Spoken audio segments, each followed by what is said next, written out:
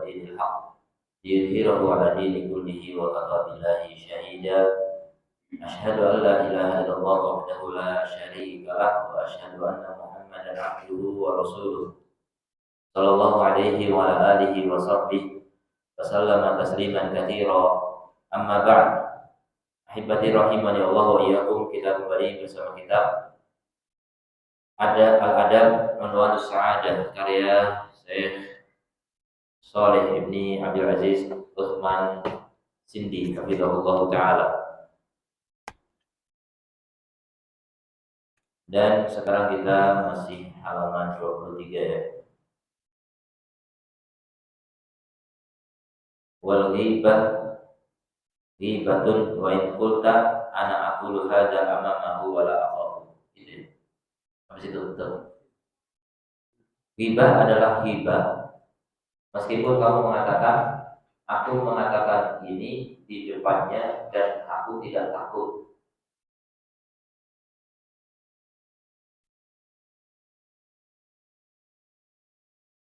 Meskipun kamu mengatakan aku akan mengatakan ini di depannya dan aku gak takut. Jadi ghibahnya di belakang ya, ghibah itu kan tidak diketahui gaib. Tapi dengan alasan nanti saya akan sampaikan ke dia di depan dia. Berarti sekarang saya bukan ghibah, ya ghibah. Itu tetap ghibah walaupun nanti kamu akan sampaikan di depannya. Sekarang namanya ghibah. Wal ghibatu ghibatun wa in da'awta bil mu'tab. Ghibah tetap ghibah. Ghibah adalah ghibah meskipun kamu berdoa untuk orang yang dighibahi. Semoga dia diampuni Allah, dia itu begini. Enggak usah. Walaupun doa kebaikan untuk dia, kamu tetap ghibah namanya. Fadu'ahu la yabrabuka minal ghibah. Jadi doa tidak menyelamatkanmu dari ghibah, tidak membebaskanmu dari kesalahan ghibah. Kama yadunnuhu ba'duhum, seperti persangkaan sebagian mereka ketika mengatakan fulan hadahullah, semoga Allah memberinya hidayah, yaf'alu kada wa yaqulu kada, melakukan begini dan berkata begini. Diawali dengan hadahullah, semoga Allah memberinya hidayah. Yang tetap ghibah. Ihdar minal fuhsh, hati-hati dari kekejian, kata-kata yang keji, yang kotor. Wa kullu badi' minal qaul, dan setiap yang rendah dari perkataan. Fa inna Allah yubghidu al-fuhsh wa tafahush. Karena sungguhnya Allah membenci kata-kata yang keji dan kejian dan berusaha untuk keji. Jadi kata-kata yang keji enggak sengaja Allah benci, apalagi yang sengaja ya, sengaja keji. Allah berfirman, wa qul li'ibadi yaqulu allati hiya ahsan, dan katakan kepada hamba-hambaku agar mereka berkata yang terbaik, hiya ahsan, yang terbaik. Ya, jadi itu tadi berkaitan dengan ghibah ya. Al-hadar minal ghibah, hati-hati dari ghibah. Wahia mungkar fi syara', maka dia kemungkaran di dalam syariat, qabihah fil adab, dan buruk dalam adab. Dan ghibah itu tetap ghibah meskipun kita berani mengatakan di depannya atau diawali dengan doa, diakhiri dengan doa, tetap ghibah itu adalah ghibah. Kemudian berikutnya tentang hati-hati dari perkataan yang kotor, yang keji, yang hina, yang rendah, baik sengaja maupun tidak sengaja. Tidak sengaja saja dibenci Allah, apalagi yang sengaja ada upaya untuk mengatakan kata-kata yang kotor. Tapi Allah perintahkan agar hambanya itu berkata yang ahsan, yang terbaik, yang paling bagus. Kemudian berikutnya, utrukil jadal atau jidal, tinggalkan perdebatan. Jadi perdebatan itu merupakan perkara yang tercela. Ini mati enggak ini?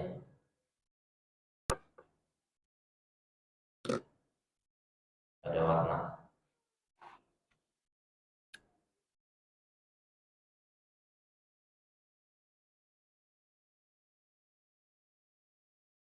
Tinggalkan perdebatan.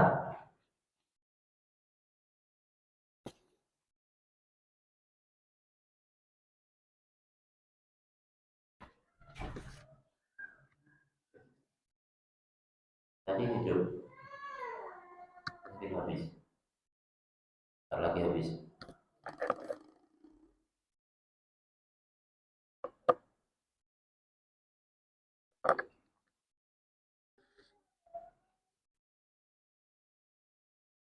Tinggalkan debat.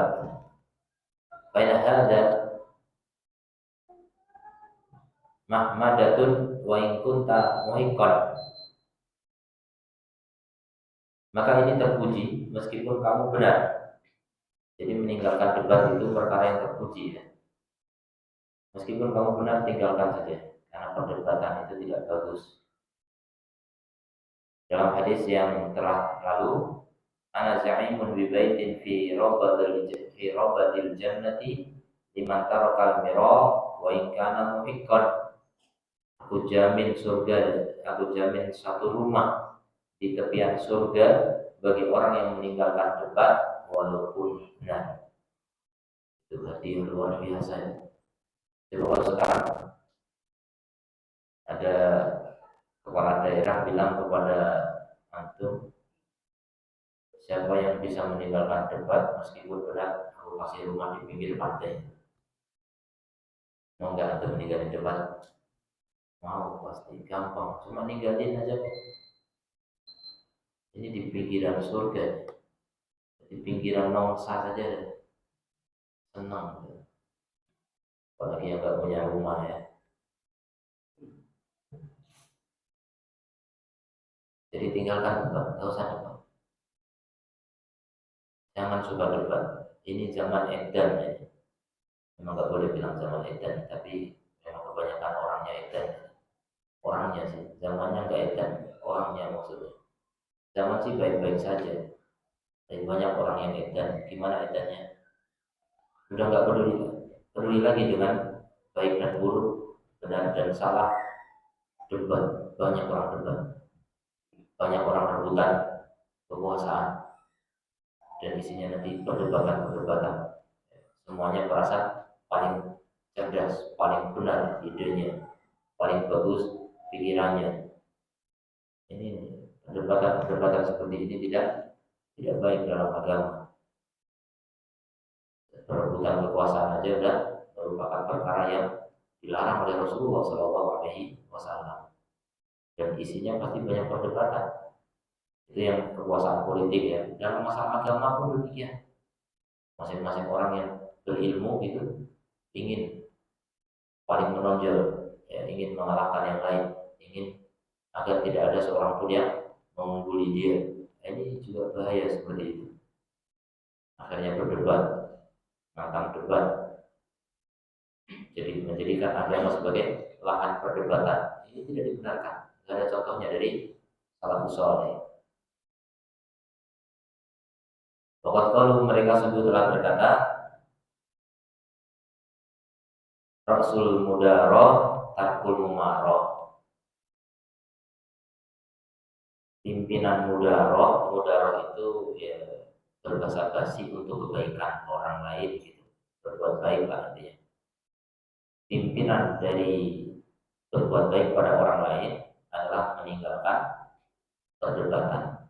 Jadi kalau antum ingin baik dengan orang lain, jangan berdebat, jangan didebat. Belum apa-apa debat, baru datang, baru kenal, enggak begitu. Orang kaget, baru kenalan itu sopan-sopan dulu, basa-basi dulu. Kayak pimpinan dari basa-basi. Basa-basi itu maksudnya untuk merajut cinta adalah meninggalkan debat. Jangan debat. Kalau belum kenal sudah debat, pasti nggak akan bisa dekat. Nanti debat kalau sudah dekat banget itu tidak masalah. Maksudnya debat artinya yang ngeyel-ngeyel dikit itu kalau udah saking dekatnya tidak ada masalah. Antum kadang tengkar sama istri, pernah nggak? Ya, debat-debat dikit tidak masalah. Tapi kalau baru marah pertama begitu, gitu, apa yang terjadi? Itu hancur rumah tangga ya, belum apa-apa udah debat. Jadi pertama itu basa-basi dulu pasti. Kita tuh butuh basa-basi dengan orang yang baru kenal, baru ketemu. Basa-basi yang jujur tapi ya, jangan bohong.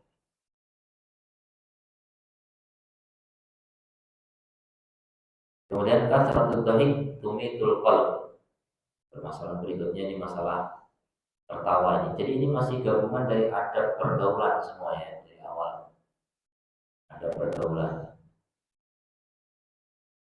Banyak tertawa itu mematikan hati. Tertawa boleh, tapi jangan banyak-banyak. Kebanyakan tertawa akan mematikan hati. Kama sabata anhu sallallahu alaihi wasallam, sebagaimana terdapat dalam hadis Nabi sallallahu alaihi wasallam. Begitu memang lafaz hadisnya, kasratul dhahik tumitul qalb. Banyak ketawa, banyak mematikan hati. Dan yang lebih buruk dari itu, wa akbaru minhu idhaqul akharin bil kadhib.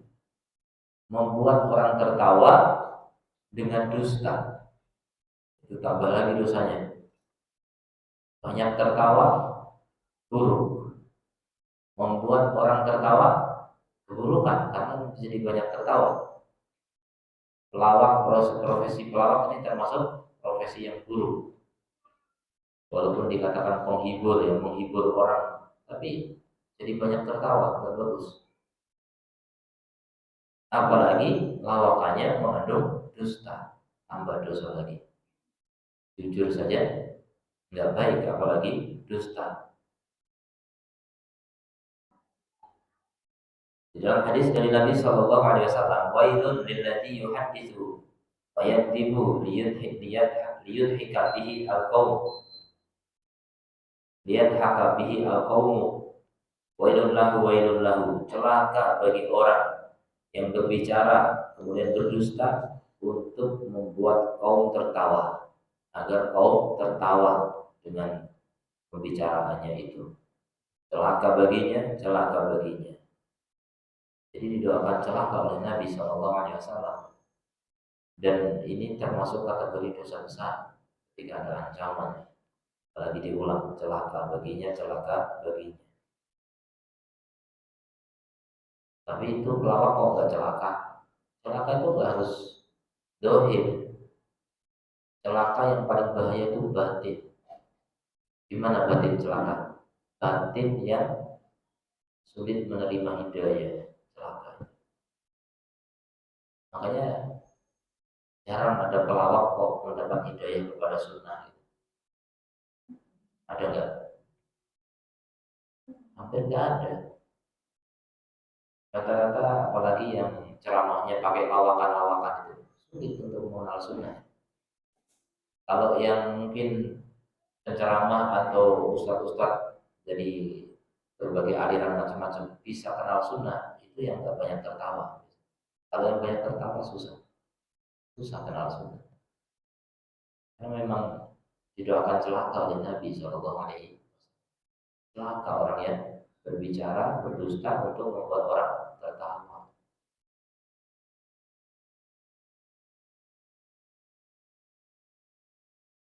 Nah itu celaka di dunia, nggak dapat hidayah.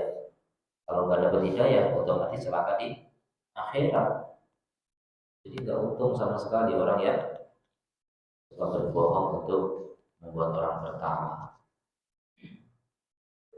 Jadi penghasilannya yang banyak mungkin berlimpah ruah ya. Kemarin saya ada lihat judul berita gitu. Ada seorang pelawak membeli rumah 112 miliar. Atau berapa rumahnya? Itu kalau rumah antum 1 miliar, dapat 112 rumah tuh. Bisa buat orang di sini. Hasil dari melawak. Kaya raya memang celaka tuh enggak itu? Kayaknya dunianya enggak celaka kayaknya. Tapi jangan lihat celaka atau enggak celaka cuma dengan mata dunia aja. Lihat celaka atau enggak celaka itu dengan agama. Lihat gimana agamanya. Dengan melawak apakah makin soleh? Makin banyak orang yang terhibur kemudian masuk surga gara-gara itu. Makin banyak orang dapat hidayah. Tidak. Nyatanya tidak menghasilkan apapun dari prestasi-prestasi akhirat.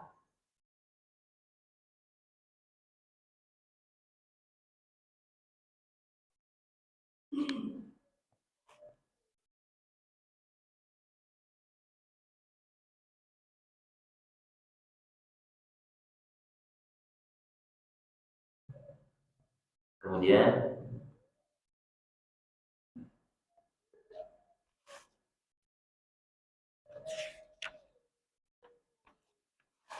minal qabih fil adab, termasuk hal buruk di dalam adab.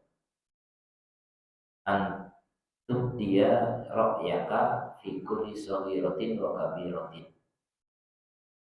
Kamu menampakkan pendapatmu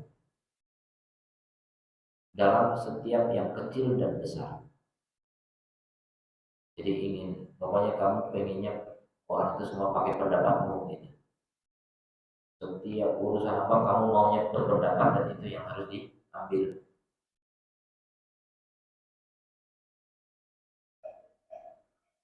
Wa tastakthira bil hadithi dunal akhari, dan yang kedua memonopoli pembicaraan tanpa orang lain. Jadi maunya menguasai forum. Memang dia bukan pembicara, pokoknya forum rapat gitu kan, rapat kan harus bagi-bagi gitu. Tapi maunya dia banyak-banyak ngomong. Orang lain nggak boleh ngomong. Nanti kalau yang lain ngomong jadi ketahuan omongan dia kurang berbobot, jadi dikuasai. Ini termasuk keburukan dalam adab. Wa tuktsirul hadis an nafsika wa mafakhirika, dan banyak berbicara tentang dirimu dan kebanggaan-kebanggaan. Jadi kalau ngomong itu banyak saya, aku, nyong, saya. Jadi dikit-dikit saya. Ini karena saya. Itu kalau nggak saya bantu nggak bisa begitu. Itu dulu. Oh jadi cerita tentang saya, paling banyak saya, aku, saya, aku. Ini ujub ya, orang yang fakhar, bangga diri. Ciri-ciri orang tawadhu, sedikit sekali bicara tentang saya, aku, saya, sedikit. Ada tapi sangat sedikit. Karena dia tidak ingin dirinya diunggulkan, tidak ingin dirinya diangkat di hadapan orang lain. Dia maunya rendah. Dia maunya nggak dikenal orang. Dia maunya pokoknya adalah jadi orang yang biasa-biasa saja. Dikenal ya secara alami saja, bukan karena ingin dikenal. Nah itu berkaitan dengan akidah semua, makanya dibahas di awal hubungan antara akhlak dengan akidah. Kalau orang akidahnya memang cinta dunia, ya sukanya begitu pasti. Ingin dikenal, ingin menonjol, ingin tampil, ingin dan sebagainya dari kebanggaan-kebanggaan. Nggak suka di belakang, nggak suka direndahkan orang. Padahal nggak direndahkan ya, cuma nggak dipakai di depan, merasa direndahkan. Padahal dia maunya paling depan itu, menonjol paling tinggi dan sebagainya. Begitu nggak dipanggil oleh seseorang, dia merasa nggak mau saya bikin organisasi tandingan. Itu tipe manusia yang nggak bisa tawadhu. Dan bisa berjalan dan dia menjadi di bawah. Pokoknya harus yang paling tinggi. Jajar pun nggak bisa jadi tandingan nanti pecah. Orang yang gampang pecah itu karena apa? Ujub. Nggak bisa diatur orang lain. Maunya dia yang atur. Ini tiba-tiba orang yang buruk akhlaknya, adabnya itu buruk seperti itu. Makanya dari awal kalau kita punya kawan yang tipenya begitu, udah lebih baik jangan diajak kerjasama, susah. Kerjasama dengan orang yang tipenya begitu, nggak bisa. Tiba-tiba orang yang memang bangga diri ya, suka menampilkan egonya, ya, anania, jadi monopoli, menguasai, pengen dirinya menonjol dan seterusnya. Ini tidak layak untuk dijadikan pemimpin, pun nggak layak. Nanti akan banyak yang tertindas. Ketika dia ketemu orang maunya mau memanfaatkan orang, bahaya orang begitu. Kalau bisa menghindari orang seperti itu, hindari. Kalau bisa menyelamatkan untuk bisa nasihati, alhamdulillah. Tapi susah, relatif susah orang begitu itu. Ada kiber dalam hatinya. Orang kiber itu paling susah. Paling enak tuh bergaul dengan orang tawadu, rendah hati itu enak sekali. Sama rendah hati sama rendah. Jadi semuanya merasa tidak memiliki kelebihan dari yang lain. Tapi ketika memang diserai amanah untuk menjadi ketua misalnya, ya dia pegang dengan baik. Kenapa? Sebenarnya dia bisa, cuma mengalah gitu. Jadi suka mengalah. Itulah orang-orang yang tawadu. Karena dia cinta akhirat, bukan cinta dunia. Kalau orang cinta dunia itu nggak bisa merendah, nggak bisa rendah hati. Orang yang cinta dunia itu sukanya bangga diri, pamer, sombong, tidak mau mengalah. Karena ya dia maunya merebut dunia. Kalau orang yang bisa mengalah dari dunia itu karena dia merebut akhirat. Dan rebutan akhirat itu perintah Allah. Kita disuruh apa? Berlomba fastabiqul khairat. Berlomba dalam kebaikan. Jangan berlomba dalam mengejar dunia.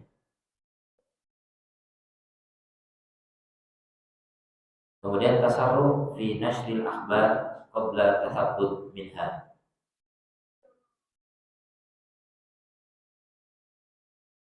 Ini termasuk perkara yang tercela juga ya.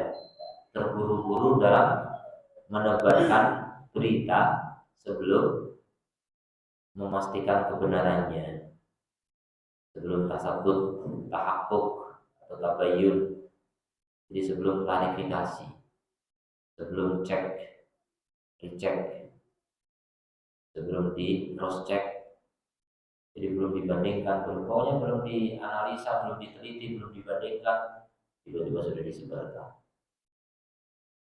Ini juga termasuk keburukan dan zaman sekarang paling gampang menebarkan isu, paling gampang sekarang. Makanya termasuk kampanye paling gampang sekarang. Sebelum banyak medsos, medsos itu 2010-an ke atas tuh. Kampanye sebelum tahun 2010 atau sebelum 2000 apalagi. Itu mengandalkan apa? Kelapangan gitu. Langsung. Sekarang dengan medsos cepat sekali.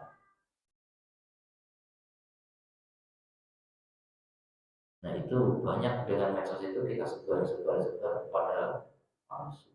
Banyak. Apalagi berkaitan dengan berita buruk terhadap pihak lain. Awas hati-hati, jangan gampang menyebarkan. Banyak sekarang orang-orang yang kerjaannya apa? Penjilat. Itu apa namanya?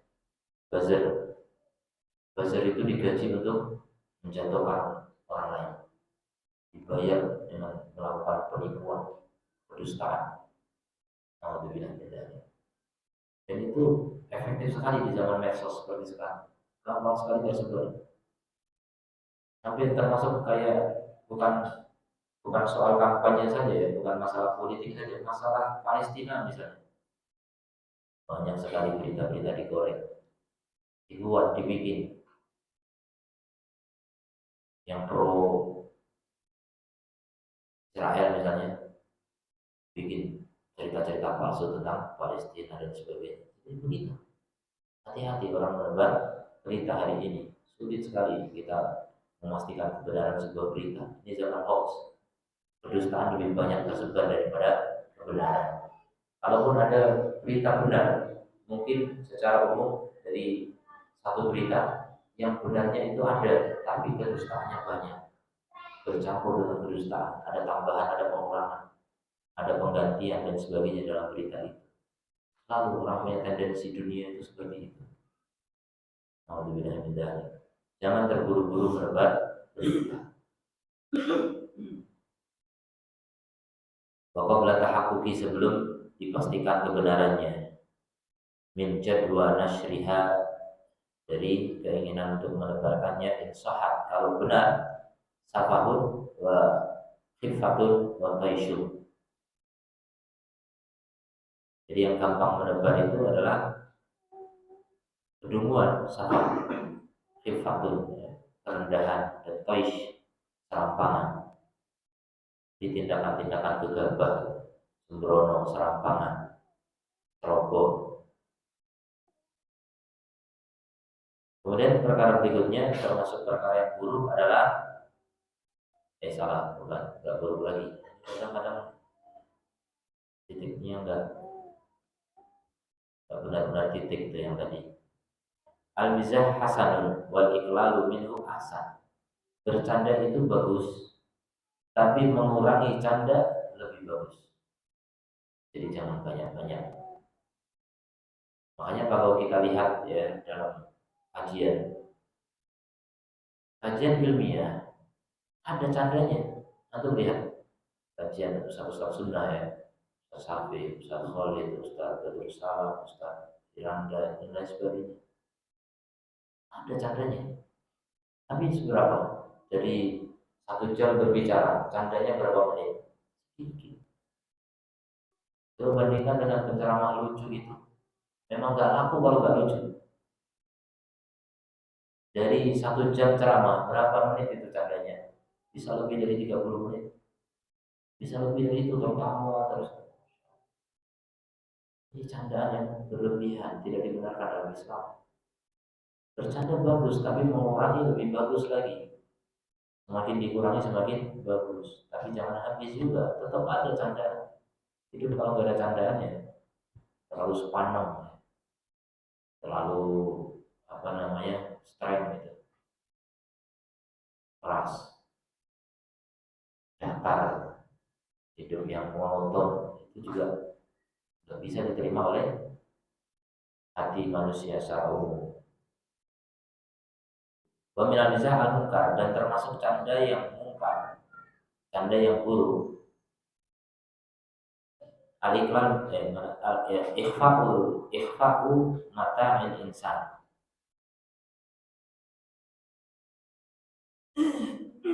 Bizahmi mudah abadi, menyembunyikan barang seseorang dengan anggapan mencandainya. Jadi menyembunyikan misalnya kacamata, mana kacamata kan dia udah nggak lihat, nyari kacamata paling sulit, nyari kacamata bagi yang memang sudah nggak lihat.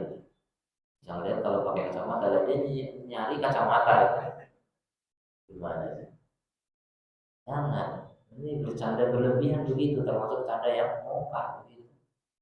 Apalagi menyembunyikan tongkat dari orang buta, bukan kurang ajar. Orang buta nyari tongkatnya susah. Ini canda memang. Maksudnya orang ketawa lihat itu, tapi ini ketawa yang nggak boleh. Dan itu yang terjadi hari ini. Prank. Itu prank itu canda yang mungkar, tidak boleh. Bahkan sampai ke tingkat hanya prank kan cuma canda. Tapi yang membuat orang celaka bisa diprank sampai mati. Ada yang berlebihan, tidak boleh. Itu termasuk mungkar ya, candaan yang mungkar.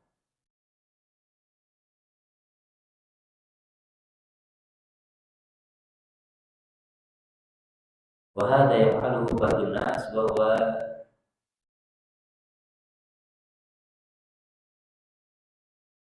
khudlan kali ya. Jadlan ini apa? Dan ini dilakukan oleh sebagian manusia dan itu adalah khudlan. Khudlan itu perkara yang terakhir. Jadlan itu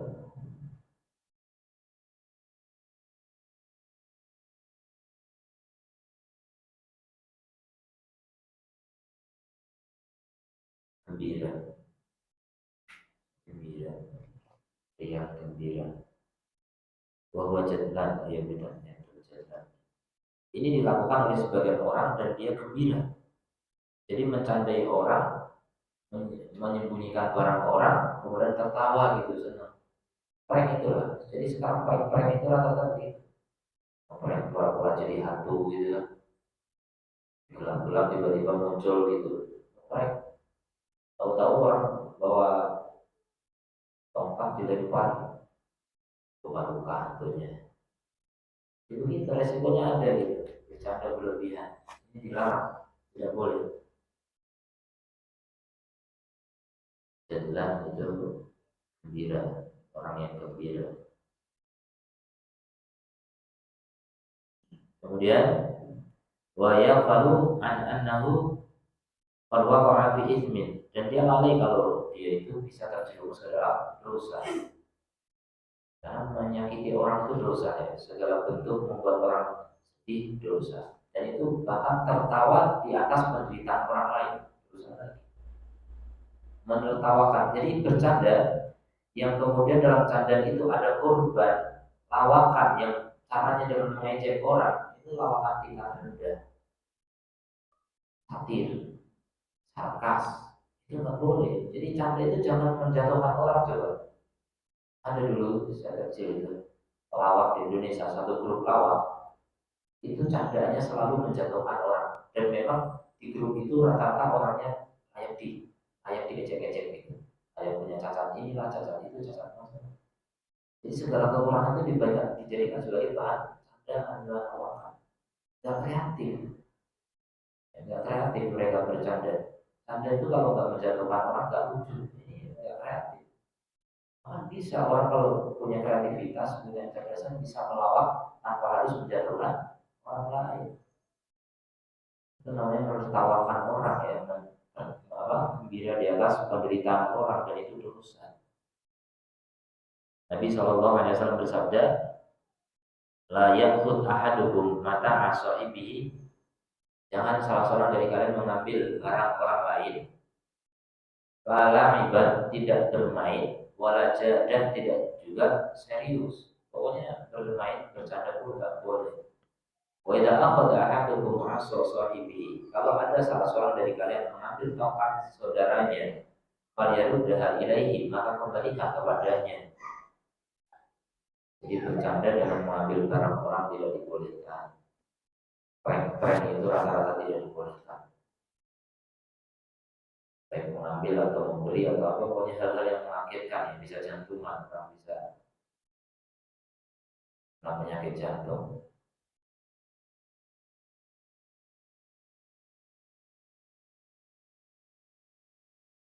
Kemudian inna basyasataka wa linuka linaka wa tawaddudaka liman talqa au tujalisu adabun rafi'un wa ajrun wafirun. Sesungguhnya keceriaanmu, kelembutanmu, dan upaya menjalin cintamu terhadap orang yang kau jumpai atau orang yang kamu duduk dengannya adalah adab yang tinggi dan pahala yang banyak.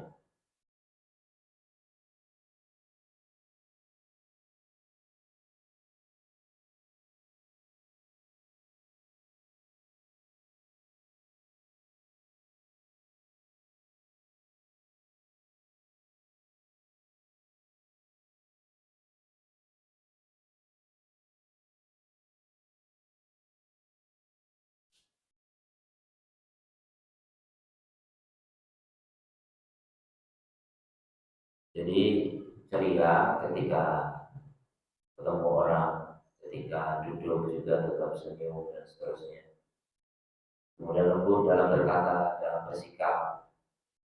Ya, jadi Kalau makan ya memberi yang lain juga itu bagian dari kelembutan. Kemudian tawadud, berusaha menjalin cinta memang dengan menyampaikan kata-kata yang membuat orang lain lega, tenang atau senang, bahkan itu adalah menjalin cinta. Maka itu termasuk adab yang tinggi dan pahala yang besar.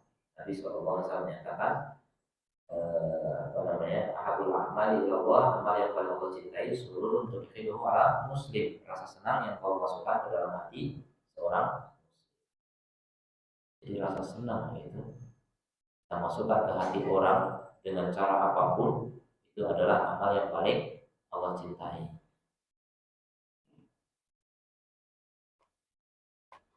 Kemudian Nabi SAW bersabda, "Tabassumu fi wajhi akhika shadaqah." Senyummu di wajah saudaramu adalah sedekah. Nah itu senyum itu perwakilan dari berbuat baik.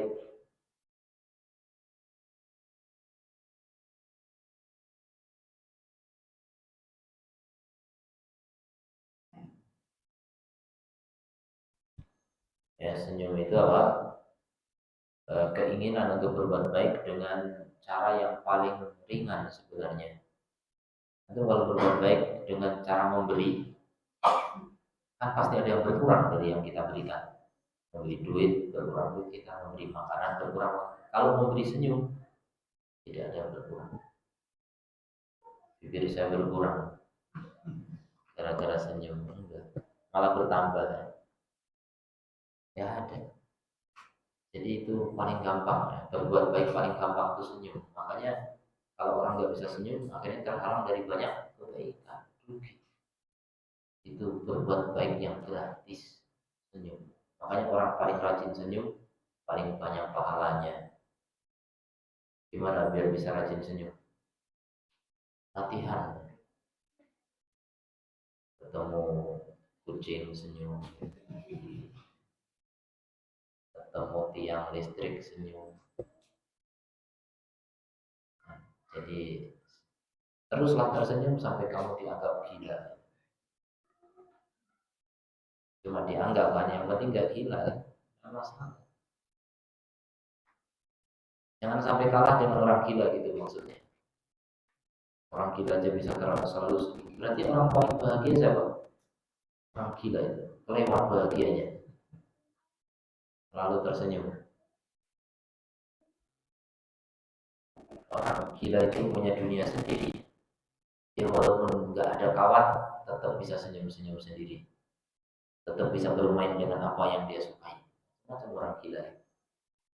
Itu. Bagaimana bisa menikmati hidup dengan cara yang unik. Itulah orang gila. Sudah bahagia dengan caranya sendiri. Kita pun yang waras harusnya bisa begitu. Maksudnya nggak harus susah walaupun kelihatannya kita dalam kondisi susah. Jadi jangan sampai kalah dengan orang gila gitu maksudnya. Orang gila saja bisa menikmati hidup walaupun dia gila. Apakah dia sakit hati kalau dibilang gila? Kan enggak juga. Sudah santai aja gitu. Jadi hidup paling santai itu orang gila. Paling bahagia itu orang gila. Tapi jangan pengen bahagia terus gila dulu, jangan. Waras dengan waras tapi bisa meniru filosofi orang gila gitu. Nah itu pelajaran juga bagi kita.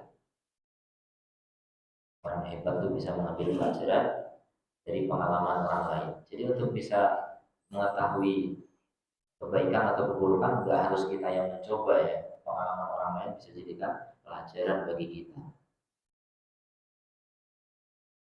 Kemudian Nabi SAW bersabda, "La tahqiranna minal ma'rufi syai'an." Jangan kau remehkan dari kebaikan sedikit pun.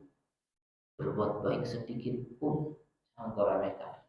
Hanya sekedar bisa memberi satu potong roti saja, satu biji kacang saja, satu butir permen saja.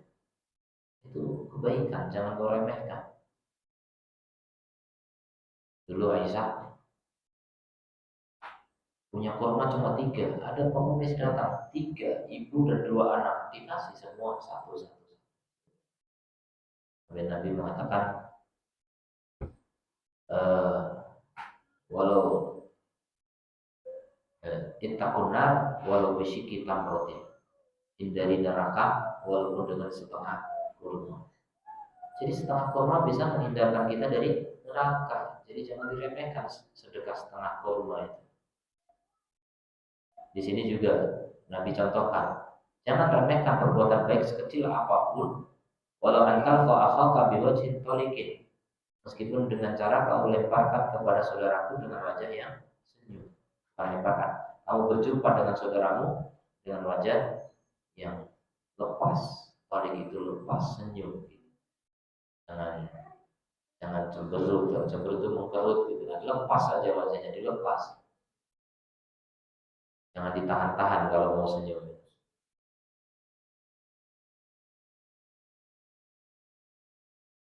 Ada penyair mengatakan,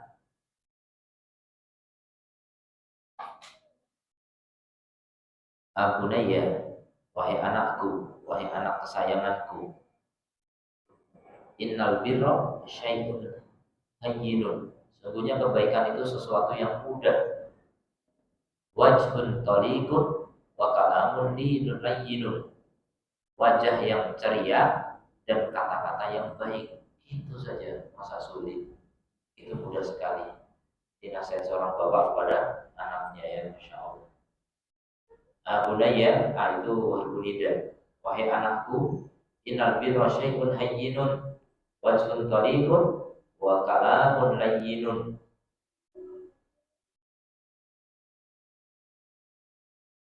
Kila libadihim, dikatakan kepada sebagian mereka, inna katal panas kullahu bil bishr. Sungguhnya kamu menjumpai manusia semuanya dengan keceriaan. Faqala, maka dia berkata, natin bi aisari ma'unatin bi aisari mu'natin. Menolak kebencian dengan cara yang paling gampang, dengan beban yang paling gampang gitu. Jadi bisa menolak kebencian, menolak permusuhan, menolak dendam, untuk banyak hati, dengan beban yang paling ringan. Itulah senyum.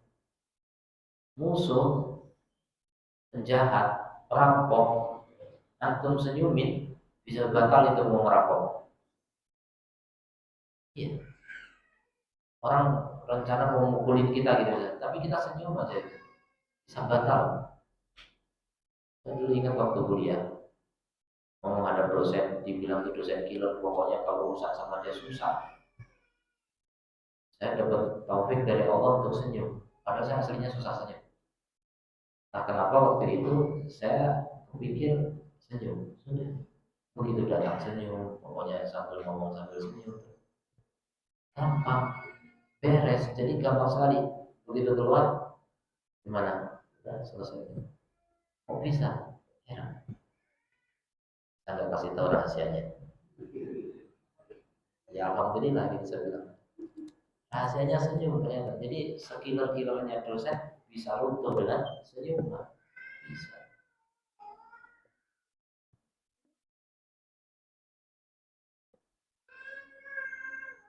Orang marah itu kalau dikasih senyum itu bisa berkurang. Kecuali memang ya ada kalanya disenyumin malah makin marah. Apa yang senyum-senyum gitu. Kurang pas untuk senyumnya berarti. Atau kurang manis ya. Senyumnya masih mengandung asam sedikit. Banyak gulanya lagi ya, biar lebih manis senyumnya.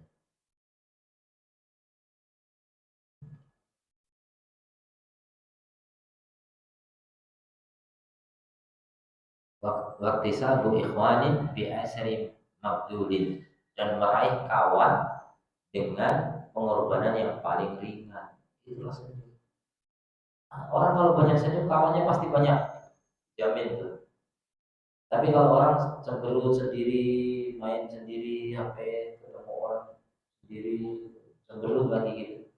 Orang mau nyapa juga sungkan, lagi banyak masalahnya. nanti kena marah pula gitu kan, salah-salah malah didampar, nggak curiga. Tapi kalau orang rajin senyum, sudah orang itu gampang aja untuk dekat, dekat dengan siapapun, mudah, enak. Jadi banyak kawan itu kalau rajin senyum, dan sedikit lawan, lawan pun bisa berubah menjadi kawan gara-gara senyuman.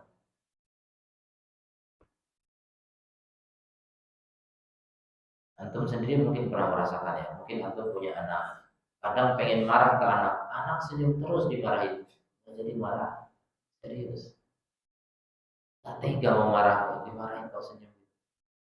Kan yang paling nggak wajar dimarahin itu anak kecil, yang dia salah tapi nggak merasa bersalah, namanya masih kecil kan, bayi. Apa tuh tega mau marah ke bayi?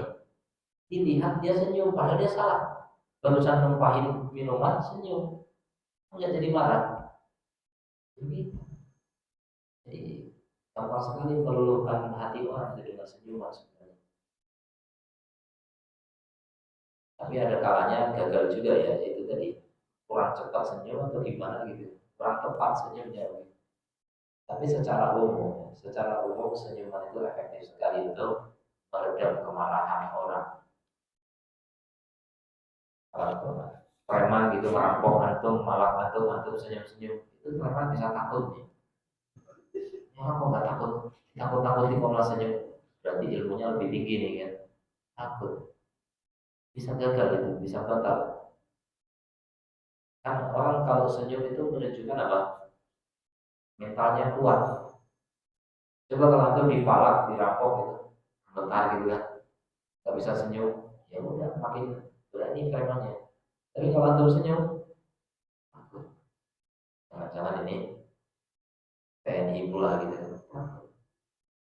Orang punya kekuatan bisa senyum, mentalnya ada gitu. Termasuk orang yang grogi kalau tampil. Ada orang grogi tampil banyak kan. Bahkan kebanyakan orang grogi tampil di depan muka umum, di depan umum. Di antara strateginya adalah senyum. Dan itu saya coba. Saya dulu juga takut tampil-tampil. Nah, di antaranya latihan tampil di pondok, latihan ceramah kan sesama kawan-kawan aja gitu. Kadang dikontrol pas ustaz satu gitu. Kalau banyak ustaz pasti grogi banget. Nah itu ternyata keberanian itu kita bisa raih ketika kita sambil ngomong sambil belajar senyum. Sebelum ngomong senyum dulu, sebelum salam senyum dulu. Berani. Nah itu mental, menata mental kita. Coba buktikan saja ya, antum masih takut-takut mau tampil, mau ngomong depan orang takut. Coba dengan senyuman. Pede. Allah akan lebih pede.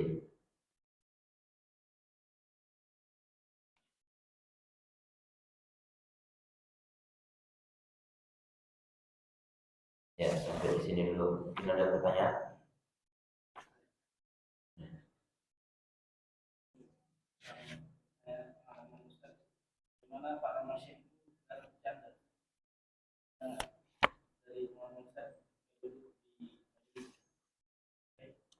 Ya. Ya ada, tapi saya tidak ingat kan ada. Ada, makanya saya bilang ada, tapi jarang.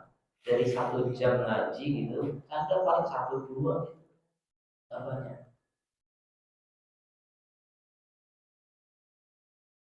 Bahkan ada syekh yang marah ketika dulu ketika di pesantren,